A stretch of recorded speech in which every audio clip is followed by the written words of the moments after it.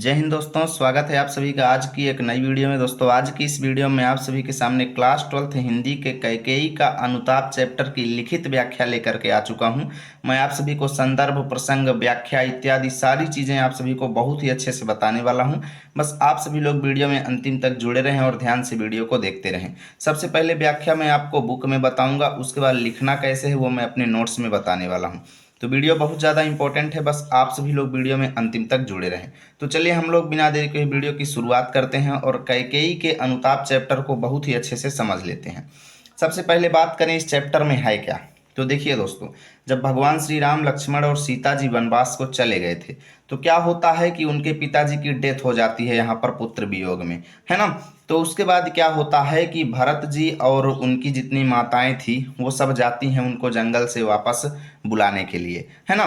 तो जब कैकेयी माता भरत के साथ राम को लौटाने के लिए कहाँ पहुँच जाती हैं, जंगल पहुँच जाती हैं। तो जंगल पहुँचने के बाद का वर्णन यहाँ पे किया गया है। ठीक है, आई बात समझ में। तो यहाँ पर चलिए शुरू करते हैं। तो यहाँ पे लिखा है कि तदनंतर बैठी सभा उटज के आगे। तो तदनंतर का मतलब होता है इसके बाद। किसके बाद?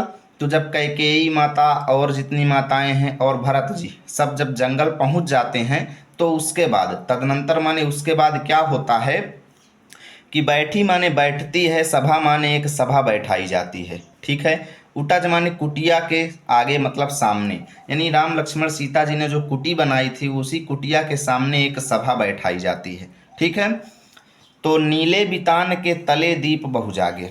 और उस सभा को देखने के लिए ऐसा लग रहा था जैसे कि बहुत सारे, देखिए नीले, नीले का मतलब नीला, बितान माने तंबू, तंबू का मतलब क्या होता है आप लोग जानते होंगे, टेंट, है ना।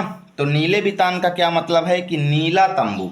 तो नीला तंबू किसको कहा गया है? आकाश को कहा गया है। ठीक है, तो ऐसा लग रहा था जैसे उस सभा को देखने के लिए नीले बितान मतलब आकाश के नीचे, ठीक है, आकाश के नीचे, तले मतलब नीचे, दीप माने बहुत सारे दीपक, जागे मतलब जग रहे हो। कैसे दीपक? जैसे आकाश के नीचे तारे टिमटिमाते रहते हैं। तो चांदनी रात में सभा बैठाई गई थी दोस्तों, तो उसी का वर्णन है कि उन आसमान में दिख रहे तारों को देख करके ऐसा लग रहा था जैसे नीले तंबू के नीचे बहुत सारे दीपक जगमगा रहे हों। ठीक है, नीले बितान के तले दीप बहुजागे का मतलब ऐसा लग रहा था जैसे आकाश रूपी नीले बितान यानी नीले तंबू के नीचे तारे रूपी बहुत सारे दीपक जो हैं वो जागे मतलब जगमगा रहे हों उस सभा को देखने के लिए। ठीक है, टकटकी लगाए नयन सुरों के थे वे। टकटकी मतलब एक टक, लगाए मतलब लगाए हुए, यानी टकटकी लगाए हुए यानी एक टक देख रहे थे। नयन मतलब नेत्र, सुरों मतलब देवताओं के थे वे मतलब वे नेत्र, यानी देवता लोग जो थे वो एकटक उस सभा की ओर देख रहे थे। क्यों? क्योंकि देवता भी ये जानना चाहते थे कि आखिर क्या रिजल्ट होगा इस सभा का, क्या परिणाम निकलेगा, है ना। तो परिणाम उत्सुक उन भयातुरों के थे वे, यानी वो जो नेत्र जो टकटकी लगाए हुए देख रहे थे वो किसके नेत्र थे? तो परिणाम उत्सुक मतलब रिजल्ट जानने के लिए इच्छुक, परिणाम उत्सुक मतलब रिजल्ट जानने के लिए एक्साइटेड, उन भयातुरों मतलब भयभीत, सुरों मतलब देवताओं के नेत्र वो थे। ठीक है, यानी जो एकटक नेत्र जो उस दृश्य को देख रहे थे वो उन भयभीत देवताओं के नेत्र थे जो रिजल्ट जानने के लिए इच्छुक थे। ठीक है, अब वहाँ के वातावरण का वर्णन किया जा रहा है। तो मैथिली शरण गुप्त जी कहते हैं कि उत्फुल्ल करौंदी कुंज वायु रह रह कर, करती थी सबको पुलक पूर्ण मह मह कर। वह चंद्रलोक था कहाँ चांदनी वैसी, प्रभु बोले गिरा गंभीर नीर निधि जैसी। तो क्या है वहाँ का वातावरण कैसा था? तो वहाँ पर उत्फुल्ल मतलब अच्छी तरीके से खिले हुए, करौंदी कुंज मतलब करौंदी के बगीचे, करौंदे का वृक्ष आप लोग जानते होंगे। तो करौंदी कुंज मतलब करौंदियों का जो छोटी छोटी करौंदियों की जो बाग बगीचे थे उनसे जो निकलने वाली वायु जो थी वो रह रह करके क्या कर रही थी? करती थी सबको पुलक पूर्ण, पुलक पूर्ण मतलब सबको पुलकित कर रही थी। मह महकर मतलब महक महक करके, यानी सुबह की सुगंधित इन करौंदियों के बगीचों से आने वाली जो सुगंधित हवा थी वो रह रह करके महक महक करके सबको पुलकित कर रही थी, सबको रोमांचित कर रही थी। ठीक है, वह चंद्रलोक था कहाँ चांदनी वैसी। तो कवि कहते हैं कि अच्छी खासी चांदनी रात्र थी। ठीक है, तो उस दृश्य को देख करके ऐसा लग रहा था जैसे वह चंद्रलोक हो, स्वयं चंद्रलोक हो, ऐसा दृश्य लग रहा था। और कहाँ चांदनी वैसी, अर्थात उस तरीके की चांदनी पूरी दुनिया में और कहीं भी नहीं थी। ठीक है। प्रभु बोले गिरा गंभीर निधि नीर निधि जैसी। तो सभी सभा यानी जितनी भी सभा के लोग थे सब लोग शांत बैठे हुए थे। तभी क्या होता है कि प्रभु माने भगवान श्री राम बोले मतलब बोलते हैं, गिरा मतलब वाणी, गंभीर मतलब गंभीर, नीर निधि मतलब समुद्र के जैसी मतलब समान। जिस तरीके से समुद्र गंभीर होता है उसी तरीके से गंभीर वाणी में भगवान श्री राम बोलते हैं। क्या बोलते हैं हम अगले पैसेज में जानेंगे, लेकिन इसकी व्याख्या कैसे लिखना है आइए देखते हैं। आपको एक तरफ लिखना है तदनंतर बैठी, दूसरी तरफ नीर निधि जैसी। संदर्भ में लिखेंगे प्रस्तुत पद्यांश हमारी पाठ्य पुस्तक हिंदी के काव्य खंड में संकलित राष्ट्रकवि मैथिली शरण गुप्त द्वारा रचित कैकेयी का अनुताप शीर्षक पाठ से अवतरित है। व्याख्या में लिखेंगे भरत सहित अयोध्यावासियों के वन में पहुंचने के बाद रात्रि में श्री राम की कुटिया के सामने सभा बैठाई गई, जिसे देख ऐसा आभास हो रहा था कि मानो आकाश रूपी मंडप के नीचे बहुत सारे तारे रूपी दीपक जगमगा रहे हों। सभा में लिए जाने वाले निर्णय को जानने के लिए देवतागण भी वहां एकटक नजरें गड़ाए हुए थे। सभी देवता इस बात से भयभीत थे कि कहीं भरत के आगमन का राम कुछ और ही अर्थ निकालकर कोई कठोर निर्णय न कर लें। ठीक है। वहाँ का प्राकृतिक सौंदर्य अनुपम था, खिले हुए करौंदे पुष्पों से भरे हुए थे, बगीचों से रह रहकर आने वाली वायु, मंद शीतल वायु जो थी वहाँ उपस्थित लोगों को पुलकित कर रही थी। वह सभा चंद्रलोक सी प्रतीत हो रही थी। वहाँ के जैसे चांदनी अन्यत्र होना असंभव है। शांत सभा में श्री राम ने सागर यानी समुद्र के समान अति गंभीर स्वर में बोलना शुरू किया। काव्यगत सौंदर्य में आपका भाषा खड़ी बोली, शैली प्रबंधात्मक, छंद मालिनी हो जाएगा, अलंकार उपमा और रूपक हो जाएगा। चलो हम लोग अगला पद्यांश देखते हैं। तो अगला पद्यांश है हमारे सामने। ठीक है। हे भरत भद्र अब कहो अभीप्सित अपना, सब सजग हो गए भंग हुआ ज्यों सपना। हे यार रहा क्या भरत अभीप्सित अब भी, मिल गया अकंटक राज्य उसे जब तब भी। अब यहाँ पर भगवान श्री राम क्या बोलते हैं, कहते हैं कि हे माने हे भरत, भद्र मतलब हे प्रिय भाई भरत।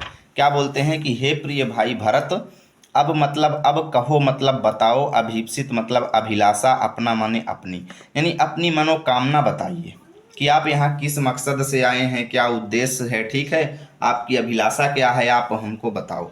ठीक है। तो सब सजग हो गए भंग हुआ ज्यों सपना।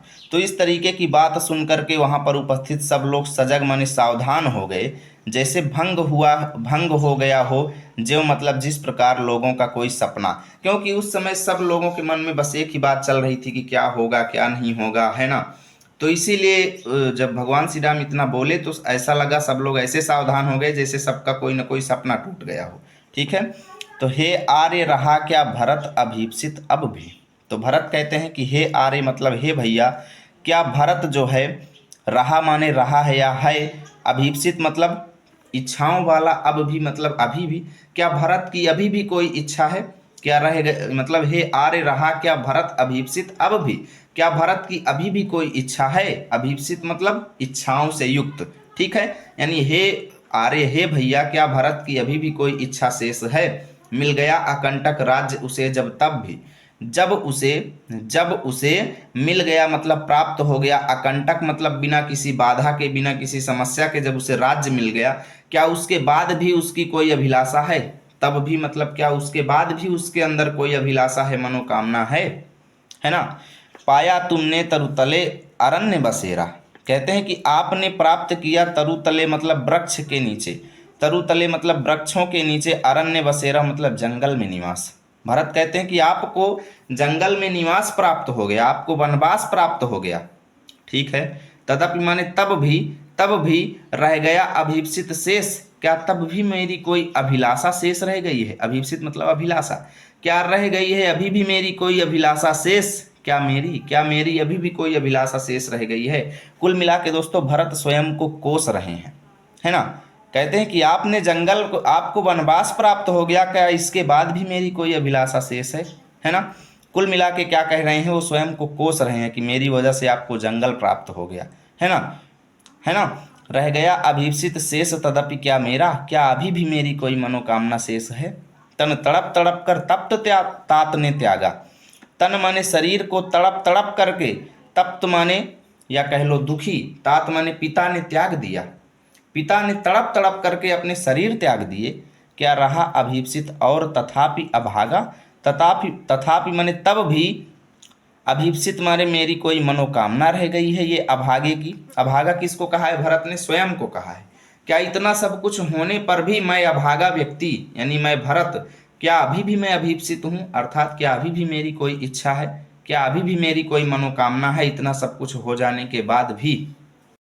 तो आपको एक तरफ लिखना है हे भरत भद्र, दूसरी तरफ तथापि अभागा। संदर्भ में पूर्वत का मतलब है कि जो पहले वाले में संदर्भ बताया हूं ना, सेम वही सब में रहेगा, संदर्भ सभी में सेम रहेगा। व्याख्या, जब राम भरत से कहते हैं कि अब तुम अपनी इच्छा व्यक्त करो, तो वहां उपस्थित सभी लोग वैसे सावधान हो जाते हैं जैसे स्वप्न टूटने पर कोई व्यक्ति। ठीक है। राम की बात सुनकर भरत कहते हैं कि हे आर्य, अब भला मेरी और क्या इच्छा शेष होगी, जब मुझे अयोध्या का निर्बाध राज्य और आपको वनवास मिल गया। पिताजी ने भी दुख में तड़प तड़प करके प्राण त्याग दिए, ऐसे में भला इस अभागे की और कौन सी इच्छा पूरी होनी शेष रहेगी। इस प्रकार भरत ने दुखपूर्ण शब्दों में राम के सम्मुख अपनी मनोदशा को व्यक्त कर दिया। ठीक है। काव्यगत सौंदर्य में भाषा खड़ी बोली, शैली प्रबंधात्मक है, छंद शिखरणी है, यहाँ पर अलंकार उपमा एवं अनुप्रास है, गुण प्रसाद हो जाएगा। चलो आगे देखते हैं। अभी देखिए भरत जी ही बोल रहे हैं, क्या बोलते हैं?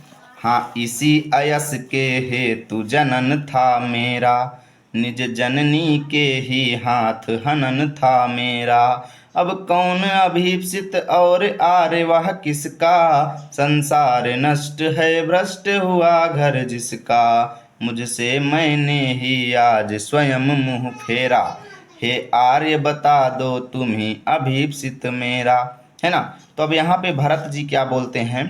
अपने को कोस रहे हैं, दुख व्यक्त कर रहे हैं भरत जी। कहते हैं कि हाँ, इसी अयस माने अपयस के हेतु मतलब लिए, यानी इसी अपयस के लिए ही जनन माने जन्म था मेरा, अर्थात इसी अपयस के लिए ही मेरा जन्म हुआ था। किस अपयस के लिए? कि भरत की वजह से राम को वनवास मिलेगा, है ना। इसी अपयस के लिए मेरा जन्म हुआ था। निज जननी के ही हाथ हनन था मेरा, निज माने अपनी, जननी माने माता के ही हाथों, हनन माने मृत्यु लिखी थी मेरी, अपनी माता के ही हाथों मेरी मृत्यु लिखी हुई थी। क्यों? क्योंकि इन्होंने आपको वनवास भेजकर मुझे मृत्यु सा प्राप्त कर दिया है, यानी मुझे मृत्यु का जो है, मुझे मृत्यु दे दिया है आपको वनवास भेज करके, है ना। अब कौन अभीप्सित और आर्य वह किसका? कहते हैं कि हे भैया, हे आर्य, हे भैया, अब कौन ऐसा व्यक्ति है जो अभीप्सित है, जिसकी कोई मनोकामना शेष है, और वो मनोकामना करे भी तो किस चीज़ की, वह किसका, यानी किस चीज़ के लिए वह अभीप्सित है, अर्थात इसकी वो, यानी ऐसा कौन सा व्यक्ति है जिसकी कोई मनोकामना भी अभी शेष है, और मनोकामना करे भी तो किस चीज़ की करे, है ना। ऐसा व्यक्ति जिसका संसार नष्ट हो गया है, जिसका घर भ्रष्ट हो गया है, वो भला किस चीज़ की अभिलाषा करेगा, है ना। मुझसे मैंने ही आज स्वयं मुँह फेरा। भरत कहते हैं कि हे भैया, मुझसे तो मैंने ही आज खुद मुँह फेर लिया है, मुझे खुद अपना मुँह देखने पर लज्जा आती है। ठीक है। हे आर्य बता दो तुम ही अभीप्सित मेरा, अर्थात हे भैया अब आप ही बता दो मेरी क्या मनोकामना है। ठीक है। अभीप्सित का मतलब मनोकामना, नहीं, हे भैया आप ही बता दो मेरी क्या मनोकामना होगी अब। ठीक है। प्रभु ने भाई को पकड़ हृदय पर खींचा, रोदन जल से सब विनोद उन्हें फिर सींचा। तो प्रभु माने प्रभु श्री राम ने क्या किया? अपने भाई भरत को पकड़ करके अपने हृदय से लगा लिया। ठीक है। और फिर रोदन जल मतलब आंखों से बहने वाले, रोदन जल मतलब रोने से जो आंसू बह रहे थे, उस जल से उन्होंने सब विनोद मतलब प्रेम पूर्वक भरत को सींच दिया, अर्थात नेत्रों से बहने वाले आंसुओं से भरत का पूरा शरीर मतलब पूरे शरीर में उनके आंसू लग गया। ठीक है। उसके आशय की थाह मिलेगी किसको, जनकर जननी ही जान न पाई जिसको। भगवान श्री राम भरत की प्रशंसा करते हुए कहते हैं कि भला उसके आशय मतलब विचारों की, थाह मतलब गहराई किसको मिलेगी, अर्थात भला उसके विचारों की गहराई को कौन जान पाएगा, कौन समझ पाएगा। जनकर मतलब पैदा करके, जननी ही मतलब माता ही जान न पाई जिसको, अर्थात जिसको उत्पन्न करके, जिसको पैदा करके उसकी माता ही उसके विचारों को नहीं जान पाई, भला उसके विचारों की गहराई की थाह किसको पता चलेगी, अर्थात भरत के अंदर कितनी अच्छाई है इसकी जानकारी किसको पता चलेगी, जब उसको पैदा करके उसकी माता ही उसके बारे में नहीं जान पाई कि कि मैं राम को वनवास भेज दूंगा तो भरत की क्या स्थिति होगी। जब माता खुद नहीं समझ पाई ये चीज़ तो उसके विचारों की थाह भला किसको मिलेगी। आपको एक तरफ लिखना है हाँ इसी अयस, दूसरी तरफ पाई जिसको। संदर्भ में पूर्वत व्याख्या। भरत अपने भाग्य को कोसते हुए राम से कहते हैं कि विधाता ने मुझे इसी अपयस हेतु जन्मा था, अपनी ही माता के हाथों मेरा वध करने के लिए। भला बताएं आर्य उस व्यक्ति की क्या इच्छा शेष रही होगी जिसका घर संसार सब कुछ नष्ट हो गया हो। आज मैं स्वयं ही अपनी नज़रों में दोषी हूँ, स्वयं मैं अपनी ही उपेक्षा करता हूँ। ऐसे में आप ही कहें कि मेरी कौन सी इच्छा शेष रह गई होगी। भरत की दुखपूर्ण बातों को सुनकर राम ने अपने अनुज यानी भरत को हृदय से लगा लिया। प्रसन्नता के कारण उनकी आंखें भर आईं और उन्होंने भावुक होकर भरत की प्रशंसा करते हुए कहा कि जिसे स्वयं जन्म देने वाली माता ही नहीं समझ सकी, भला उसके हृदय की गहराई को और कौन समझ सकेगा। ठीक है। भाषा खड़ी बोली, शैली प्रबंधात्मक, छंद मंदाक्रांता, अलंकार अनुप्रास, गुण आपका प्रसाद हो जाएगा। यह सच है तो अब लौट चलो तुम घर को, चौंके सब सुनकर अटल के कई स्वर को। सबरे रानी की ओर अचानक देखा, वैधव्य तुषारा व्रता जथा विधुलेखा। अब देखिए दोस्तों, अब क्या होता है कि भगवान श्री राम इतना बोलते ही हैं कि उसके बाद वहाँ पर माता कैकेयी बोलती हैं। क्या बोलती हैं कि यह सच है तो अब लौट चलो तुम घर को। जो आप बोल रहे हो कि मैंने भरत को जन्म दे करके स्वयं भरत को नहीं समझ पाई, और यदि यह बात सच है तो अब आप घर को लौट चलो। ठीक है।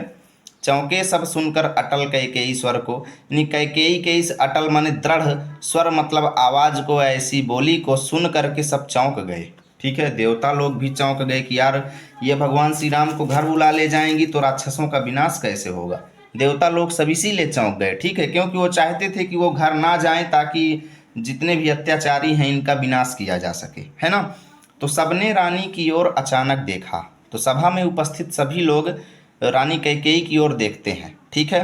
तो उन्होंने क्या देखा कि वो उस समय ऐसे दिखाई दे रही थी यथा माने जैसे, वैधव्य मतलब विधवा के वेश में। ठीक है। वो विधवा थी तो सफ़ेद साड़ी वो पहने हुई थी, तो वैधव्य मतलब विधवा की स्थिति में वो इस तरीके से दिखाई दे रही थी जैसे विधु माने चंद्रमा, जैसे विधु माने चंद्रमा मतलब विधु किसको कहा जाता है, चंद्रमा की पत्नी अर्थात चांदनी को। विधु लेखा मतलब चांदनी।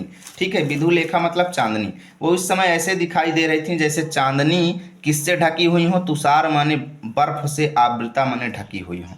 ऐसा लग रहा था जैसे तुषार माने कोहरे से चांदनी जो है वो ढकी हुई हो, क्योंकि सफ़ेद साड़ी जो है वो कैसे लग रही थी, कोहरे की तरह दिखाई दे रही थी, और कैकेयी माता चांदनी की तरह दिखाई दे रही थी।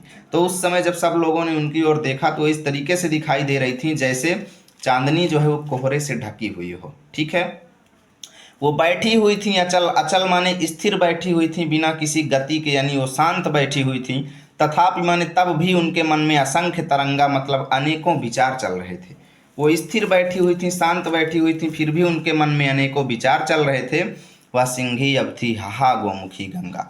सिंही मतलब शेरनी की भांति वो रानी जो कैकेयी रहा करती थी, शेरनी की भांति जो रानी कैकेयी रहती थी। हाय दुख की बात है कि अब थी मतलब अब वो हो गई थी गोमुखी गंगा, मतलब पवित्र गंगा की तरह शांत हो गई थी, है ना। जिस प्रकार गंगा नदी शांत होती है उस तरीके से अब वो जो कैकेयी पहले शेरनी की भांति रहती थी अब वह कैसी हो गई हैं, गंगा की भांति शांत हो गई हैं। ठीक है। अब आगे माता कैकेयी कहती हैं कि हाँ जन कर भी मैंने न भरत को जाना।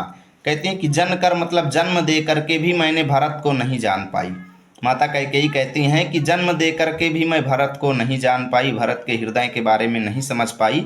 सब लोग सुन लें, सभा में उपस्थित सभी लोग सुन लें, तुमने स्वयं अभी यह माना, अर्थात भगवान राम ने स्वयं अभी यह बात माने हैं कि जिसको जन्म दे करके उनकी माता खुद नहीं जान पाई, है ना। तुमने स्वयं अभी यह माना, अर्थात सभी लोग सुन लें, भगवान राम ने स्वयं अभी ये बात स्वीकार की है कि जिसको जन्म दे करके उसकी माता ही नहीं जान पाई तो और कौन जान पाएगा। ठीक है। तो आगे कैकेयी माता कहती हैं यह सच है तो फिर लौट चलो घर भैया। यदि यह सत्य बात है तो फिर तुम घर को लौट चलो भैया।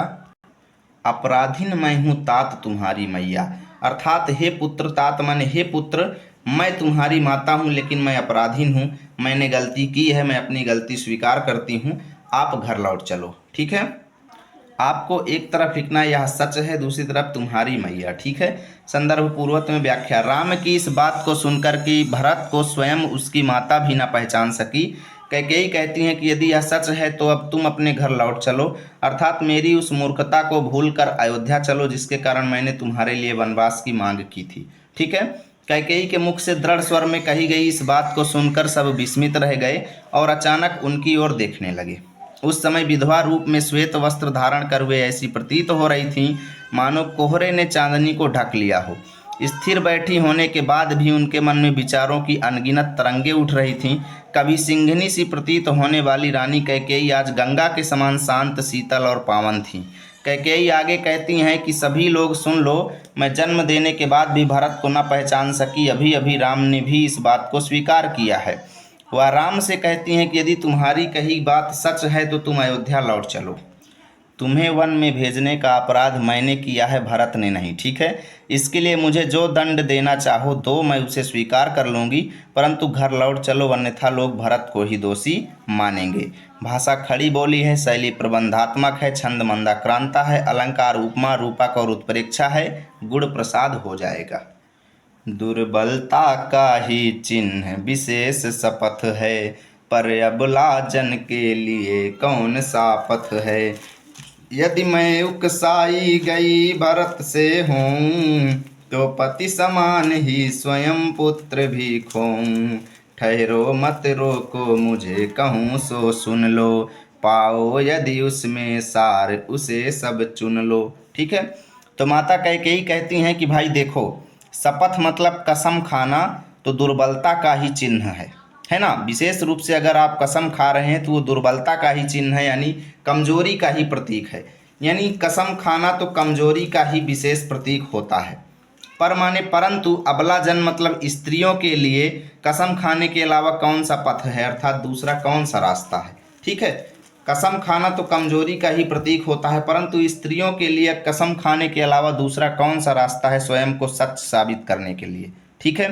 कहती हैं कि मैं कसम खाते हुए कहती हूँ कि यदि मैं उकसाई गई भरत से हूँ, अर्थात राम को वनवास भेजने के लिए यदि मैं भरत के द्वारा उकसाई गई हूँ, अर्थात यदि भरत ने मुझे उत्साहित किया हो राम को वनवास भेजने के लिए, तो पति समान ही स्वयं पुत्र भी खोऊं। तो मैं जिस तरीके से मैंने अपने पति को खो दिया, ठीक उसी प्रकार मैं अपने पुत्र को भी खो दूं, अगर मुझे राम को वनवास भेजने के लिए भरत ने उकसाया हो तो। ठीक है। तो आगे माता कैकेयी कहती हैं, ठहरो मत रोको मुझे कहूँ सो सुन लो। मुझको रोको मत आज, जो मैं कहूँ आज आप लोग सुन लो। ठीक है। और पाओ यदि उसमें सार उसे सब चुन लो। और मेरी कही गई बातों में यदि आपको कोई सार प्राप्त हो, अर्थात कोई अच्छी बात दिखाई दे या कोई गुण दिखाई दे, या कहने का मतलब कोई बहुत बड़ी सच्चाई आपको दिखाई दे, तो उसे सब लोग चुन लो। ठीक है। उसको आप लोग याद कर लो। कहती हैं माता कैकेयी कि करके पहाड़ सा पाप मौन रह जाऊं, कि मैंने ये जो पाप किया है ये पहाड़ सा पाप है। ठीक है। और इस तरीके के पाप को करके मैं भला शांत कैसे रह जाऊं, मौन रह जाऊं, मतलब मैं शांत क्यों रह जाऊं, कैसे रह जाऊं। ठीक है। राई भर भी अनुताप न करने पाऊं। कहती हैं कि राई भर मतलब एक राई के बराबर भी मैं पश्चाताप न करने पाऊं। क्या मुझे पश्चाताप करने का अधिकार नहीं है जो मैंने इतना बड़ा पाप किया है। ठीक है। थी सनक्षत्र शशि निशा ओस टपकाती, रोती थी नीरव सभा हृदय थपकाती। उल्कासी रानी दिशा दीप्त करती थी, सब में भय विस्मय और खेद भरती थी मतलब थी, सनक्षत्र मतलब नक्षत्रों से युक्त, निशा माने रात्रि, शशि निशा मतलब चांदनी रात, नक्षत्र सनक्षत्र मतलब तारों से युक्त। ठीक है। यानी तारों से युक्त चांदनी रात जो है, इतना ज़्यादा दुखी हो गई थी माता कैकेयी के पश्चाताप को देख करके कि वो ओस टपका रही थी, अर्थात ओस के रूप में अपने आंसू बहा रही थी। यानी चांदनी रात जो है वो भी माता कैकेयी के पश्चाताप से दुखी हो गई थी और अपने ओस के रूप में आंसू बहा रही थी। ठीक है।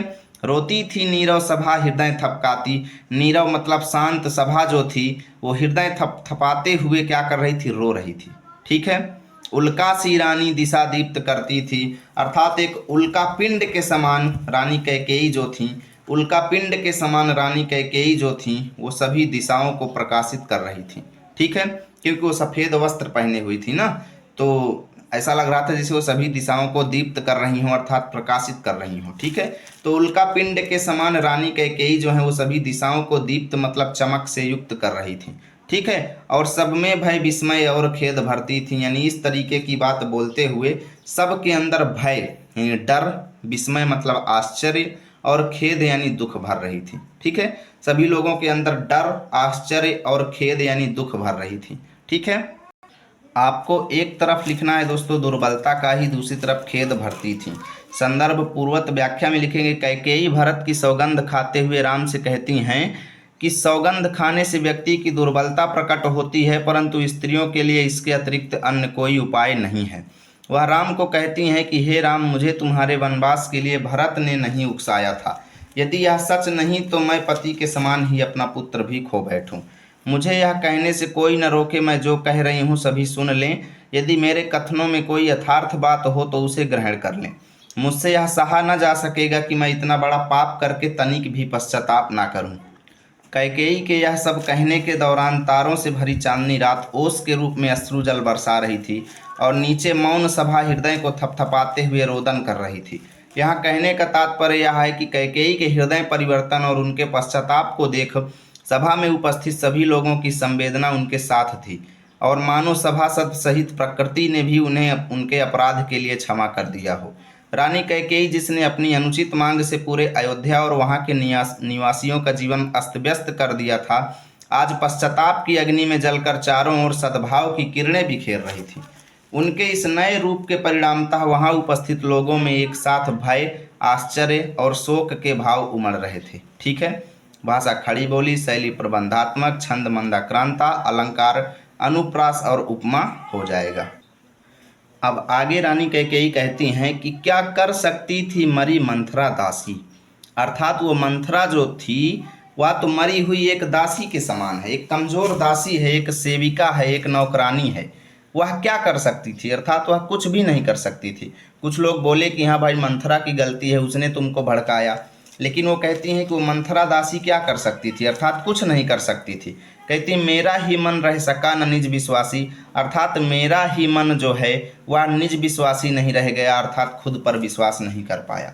अर्थात मेरा ही मन खुद पर विश्वासी नहीं रह गया, मंथरा की कोई गलती नहीं है। ठीक है, तो अब यहाँ पर माता कैकेयी अपने मन को कोसते हुए क्या कहती हैं, कहती हैं कि हे पंजरगत, अर्थात मेरे इस शरीर रूपी पिंजड़े में स्थित, हे पंजरगत अर्थात मेरे इस शरीर रूपी पिंजड़े में स्थित, अरे अधीर, अधीर माने धैर्यहीन और अभागे हे मन। ठीक है, क्या कहती हैं कि जल, अब तू अंदर ही अंदर जल। ठीक है, अब तू अंदर ही अंदर क्या कर, जल, है ना, कि हे मेरे शरीर में स्थित अधीर यानी धैर्यहीन और अभागे मन, तू अब अंदर ही अंदर जल, क्योंकि तेरे ही वजह से आज ये स्थिति हुई है। कहते हैं वे ज्वलित भाव थे स्वयं तुझी में जागे, अर्थात ज्वलित भाव मतलब ईर्ष्या से युक्त जो भाव थे, विचार थे। ज्वलित भाव मतलब ईर्ष्या से युक्त जो विचार थे, हे मन स्वयं तुझी में जागे, अर्थात तेरे अंदर ही उत्पन्न हुए थे। यानी तेरे अंदर ही ईर्ष्या से युक्त भाव उत्पन्न हुए थे, जो ज्वलन के भाव हैं वो तेरे अंदर ही उत्पन्न हुए थे, अर्थात हे मन तेरी ही गलती है। ठीक है, एक बार तो माता कैकेयी मन की गलती निकालती हैं, लेकिन अगले ही क्षण वो सोचती हैं कि पर था केवल क्या ज्वलित भाव ही मन में। तब वो सोचती हैं कि क्या मेरे मन में केवल ज्वलित भाव ही थे, अर्थात जलाने वाले ही भाव थे, इसके अलावा कुछ नहीं था। वो सोचती हैं कि पर था केवल क्या ज्वलित भाव ही मन में, कि मेरे मन में क्या केवल जलाने वाले ही भाव थे, इसके अलावा कोई अच्छे भाव नहीं थे क्या? क्या मेरे अंदर पुत्र के प्रति प्रेम नहीं था क्या मेरे मन में? कहती हैं कि मेरे मन की भी गलती नहीं है। क्या शेष बचा था कुछ और न इस मन में? क्या ज्वलित भाव ही इस मन में थे, इसके अलावा और कुछ भी शेष नहीं बचा हुआ था? कुछ मूल्य नहीं वात्सल्य मात्र क्या तेरा? कहती हैं कि जो मेरे मन के अंदर वात्सल्य था, जो पुत्र के प्रति प्रेम था, उसका क्या कोई मूल्य नहीं है? मेरे मन के अंदर जो पुत्र के प्रति प्रेम था, क्या उस वात्सल्य का कुछ मूल्य नहीं है? क्या उसकी कोई वैल्यू नहीं है? जो मैंने अपने पुत्रों के प्रति इतना वात्सल्य किया, इतना प्रेम किया पुत्रों को, क्या उसका कोई वैल्यू नहीं है? पर आज अन्य सा हुआ वत्स भी मेरा। कहते हैं इतना सब कुछ होने के बाद भी आज मेरा वत्स यानी पुत्र, मेरा मतलब मेरा जो पुत्र है वह भी आज पराया सा हो गया है, अन्य सा हो गया है, यानी पराया सा हो गया है। आज मेरा पुत्र भरत जो है वो भी पराया सा हो गया है। ठीक है। आगे माता कैकेयी कहती हैं, थूके मुझ पर त्रैलोक के भले ही थूके। माता कैकेयी कहती हैं त्रैलोक के मतलब तीनों लोक भले ही मुझ पर थूके। थूके, तीनों लोक भले ही मुझ पर थूके, मेरे ऊपर थूके। जो कोई जो कह सके कहे क्यों चूके। जो कोई व्यक्ति भी जो कुछ कहना चाहे कहे क्यों चूके, अर्थात कोई भी ना चूके। मुझे जो व्यक्ति जो कुछ भी कहना चाहता वो कह सकता है, कोई भी व्यक्ति चूके ना, जिसको जो मौका मिले कहने के लिए कहे। ठीक है। परंतु छीने न मातृपद किंतु भरत का मुझसे। जिसको जो कहना हो कह लो, जहाँ पर मेरी गलती है आप लोग कह लो, लेकिन एक काम आप लोग मत करो कि मातृपद भरत का मुझसे, यानी भरत का मुझसे माता का पद मत छीनो। छीने न मातृपद किंतु भरत का मुझसे, अर्थात भरत का मातृपद यानी माता का पद मुझसे मत छीनो, कि तुम भरत की माता नहीं हो। ठीक है। भरत की माता का पद मुझसे मत छीनो। रे राम दुहाई और करूं क्या तुझसे, यानी हे राम मैं आपसे और क्या विनती करूं। ठीक है। रे राम दुहाई मतलब विनती करूं, मतलब करूं और क्या तुझसे, यानी इसके अलावा मैं आपसे और क्या विनती करूं। ठीक है। आपको एक तरफ लिखना है क्या कर सकती थी, दूसरी तरफ क्या तुझसे। संदर्भ पूर्वक व्याख्या में कैकेयी मंथरा को निर्दोष बताते हुए कहती हैं कि मंथरा तो साधारण सी दासी है, वह मेरे मन को कैसे बदल सकती थी। सच तो यह है कि स्वयं मेरा मन ही अविश्वासी हो गया था। ठीक है। अपने मन को अधीर और अभागा मान कैकेयी अपने अंतर मन को कहती हैं कि मेरे शरीर में स्थित हे मन, ईर्ष्या द्वेष से परिपूर्ण वे ज्वलंत भाव स्वयं तुझमें ही जागे थे।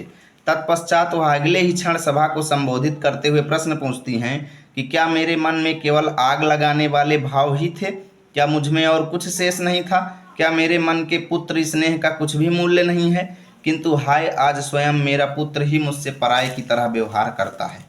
अपने कर्मों पर पश्चाताप करते हुए कैकेयी कहती हैं कि तीनों लोक मुझे क्यों न धिक्कारे, मेरे विरुद्ध जिसके मन में जो आए वह क्यों न कहे। किंतु हे राम, मैं तुमसे दीन स्वर में विनती बस इतना करती हूँ कि मेरा मातृपद मुझसे मत छीना जाए। ठीक है। काव्य सौंदर्य में भाषा खड़ी बोली, शैली प्रबंधात्मक, छंद मंदाक्रांता, गुण प्रसाद, अलंकार अनुप्रास उपमा। तो यहाँ से आज की वीडियो को एंड करते हैं दोस्तों। अगली वीडियो में हम इसका आधा भाग खत्म कर देंगे। यदि वीडियो अच्छी लगे तो लाइक करें, दोस्तों के पास शेयर करें। मिलेंगे आप सभी के साथ अगली वीडियो में, तब तक के लिए जय हिंद जय भारत।